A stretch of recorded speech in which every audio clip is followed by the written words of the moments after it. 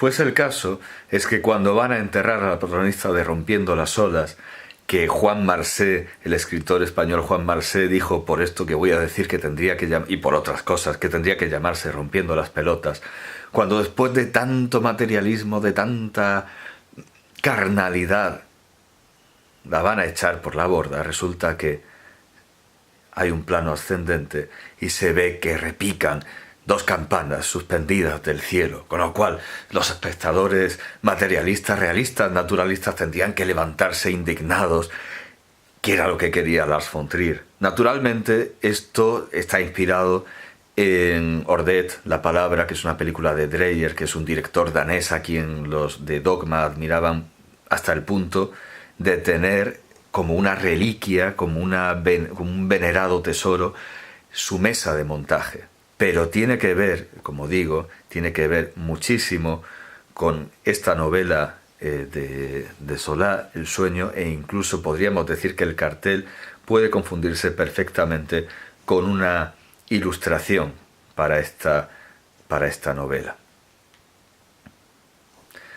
Hasta tal punto es imposible acometer y cumplir la estética naturalista pura, que si vemos esta antología, una de las muchas que se han hecho de cuentos fantásticos o de cuentos de ciencia ficción del siglo XIX, veremos que la encabezan autores que en los programas suelen aparecer como naturalistas, es decir, doña Emilia Pardo Bazán, la condesa de Pardo Bazán, y Leopoldo Alas Clarín, a quien ya hemos visto imitar a Flaubert y que tiene novelas que son, digamos, lucianescas, puramente lucianescas.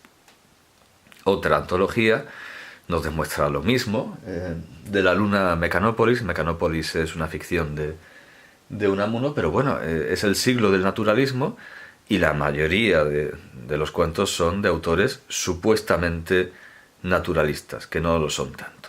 Bien, hemos llegado a una parte interesante de la literatura española.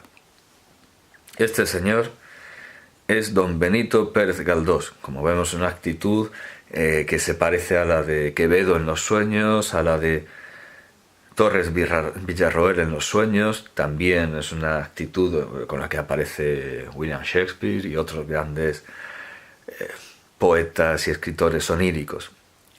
Galdós empieza su trayectoria literaria con una obra fáustica. La sombra es una obra al estilo del Fausto de Goethe, con un personaje fáustico, con una historia fáustica. Así que nuestro gran realista resulta que es también goetheano, es también fáustico.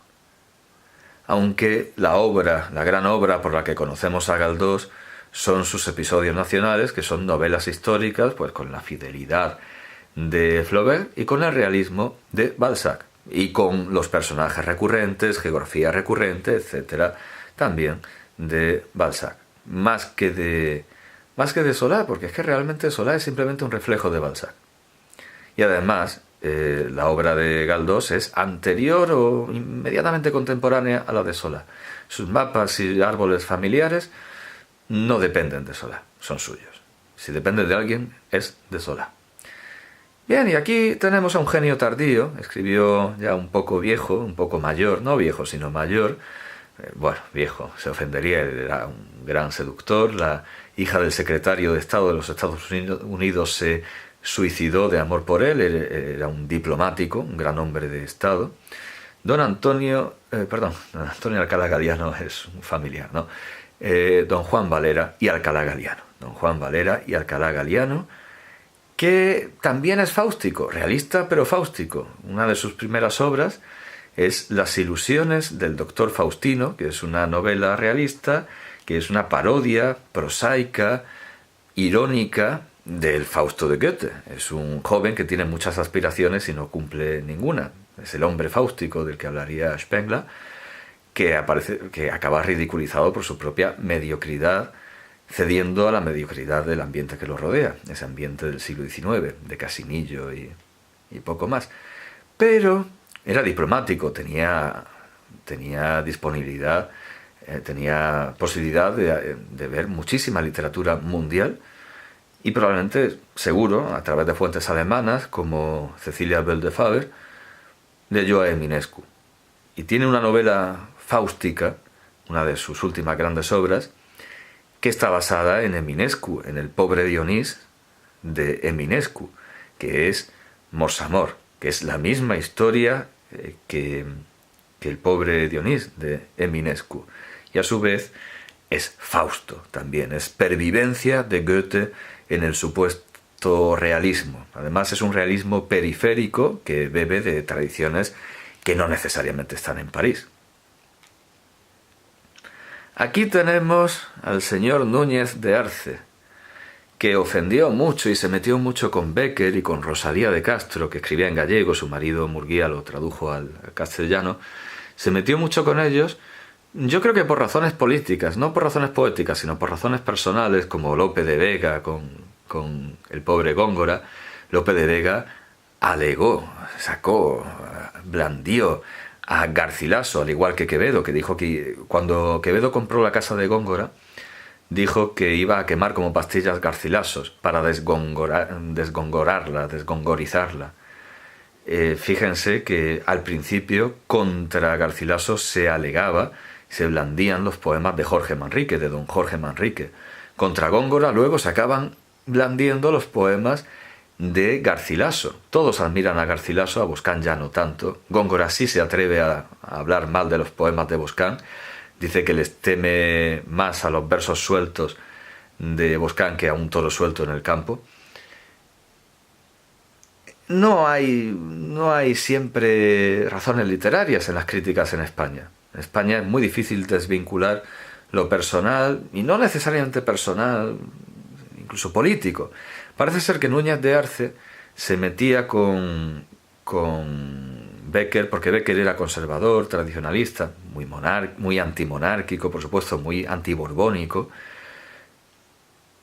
Y Núñez de Arce era un liberal como Quintana, que hablaba, arengaba al pueblo, hacía una poesía cívica, una poesía que está muy bien, pero es que Bécquer tiene poesías que son también declamatorias, solo que en versos menores. Núñez de Arce usa el verso de arte mayor, metros muy largos, y Bécquer más cortos. Y Bécquer más cortos, es una diferencia, pero tienen poemas ambos, declamatorios, hablando a la humanidad, que se parecen mucho. Entonces, Núñez de Arce, que siempre se ha despreciado mucho por sus versos declamatorios, por un lado, y por el otro porque se metió con Bécquer, claro, una cuestión también personal. No nos gusta porque se metió con nuestro Bécquer, que es un grandísimo poeta, un grandísimo lírico, un grandísimo hombre también, aunque se le puede reprochar cosas como a Eneas con las mujeres. Tiene un poema sobre las enfermedades venéreas diciendo que, bueno, le han pegado una enfermedad venérea y que el mundo sigue, el mundo rueda y que también se le pegará a otra, lo cual no es muy ético, muy moral. Tampoco es muy romántico, tal como lo entendemos ahora, muy sentimental. Pues Núñez de Arce dijo que los poemas de Bécquer y Rosalía de Castro eran suspirillos germánicos. En parte tiene sentido porque el metro es más breve, como hemos dicho, y efectivamente son germánicos porque beben de Heine, de Anastasius Grün, incluso de poetas más recónditos, no sé si Parzer. Bueno, el caso es que Núñez de Arce acaba despreciado por esto. Sin embargo, Núñez de Arce es capaz de darse cuenta de la extrema valía y de la novedad que trae la poesía de Salvador Rueda. Salvador Rueda, si podemos hablar de modernismo desde, yo qué sé, desde 1830, desde la poesía nueva incluso la poesía nueva de Heine, y por supuesto desde 1850 con Baudelaire y con Flaubert. Pues el modernismo tal como lo entendemos en España, digamos que lo empieza Salvador Rueda. Salvador Rueda es el primer poeta modernista. Pues a Salvador Rueda lo descubre, protege, anima y defiende el viejo, apolillado, declamatorio Núñez de Arce. Núñez de Arce es el valedor del modernismo en España. Luego la gran figura del modernismo va a ser el diplomático, al igual que Valera, Rubén Darío, a quien, digamos, saluda Bueno, Rubén Darío es un modernista que también sabe cantar no solo a lo decadente, no solo a los vapores del opio, sino también a la savia y a la sangre fresca y nueva, como Walt Whitman de América, y eso lo simboliza perfectamente su canto a Caupolicán, el gran héroe, recordamos, de la Araucana de Ercilla. Bien, pues Valera, Juan Valera, aquí lo vemos en su biblioteca, en su nutrida biblioteca, con su secretario que a veces le perdía cartas y él se enfadaba con un periódico porque no le había dado las gracias y al final sí se las había dado, pero se las perdió su secretario. Pues Valera, que también era diplomático como Rubén Darío, enseguida, en cuanto Rubén Darío saca su libro azul, hace su crítica un poco condescendiente, todo lo contrario que Núñez de Arce. Juan Valera, que bueno, era un poco chusco, con esa frase de Zorrilla con la que empieza, digamos, el modernismo, la de la planta maldita, pues también es un poco chusco con esto, no lo acaba de entender, lo respeta, pero bueno, él ha leído mucho y estas cosas no le sorprenden, los clásicos le sorprenden más. Pero el caso es que, bien, hace una crítica positiva, aunque a José Martí, ese gran admirador de Whitman, no le parece tanto, entonces hace su réplica a Valera defendiendo a Rubén Darío. Y bien, el caso es que a partir de Rubén Darío ya tenemos a todos los grandes modernistas como Herrera Reisig, que aquí está metiéndose un chute de morfina, ya lo digo, lo de las drogas es importante, el decadentismo. Tenemos a Valle Inclán, que es autor de La pipa de Kif, también otro canto a la droga. Y luego tenemos también, con su uniforme oficial, a Amado Nervo, que es un poeta mucho más puro, cristalino, sentimental, bondadoso. Tenemos a Quiroga con sus cuentos crueles de la selva, sus cuentos al estilo de Poe y su compatriota, el uruguayo Lautréamont, que, bueno, es muy admirado por los surrealistas y por ciertos escritores del siglo XX, pero en realidad es una escritura adolescente que no tiene demasiado interés en comparación con Quiroga o Lugones, que está también en esta imagen. Y bien, estamos terminando el siglo XIX, en torno a 1895, escribe y escribirá ya en Finlandia casi toda su obra el granadino Ángel Ganivet. Ángel Ganivet también tiene un personaje recurrente que es Pío Cid, que sostiene todo lo contrario de las ideas que Ángel Ganivet sostiene en su obra ensayística.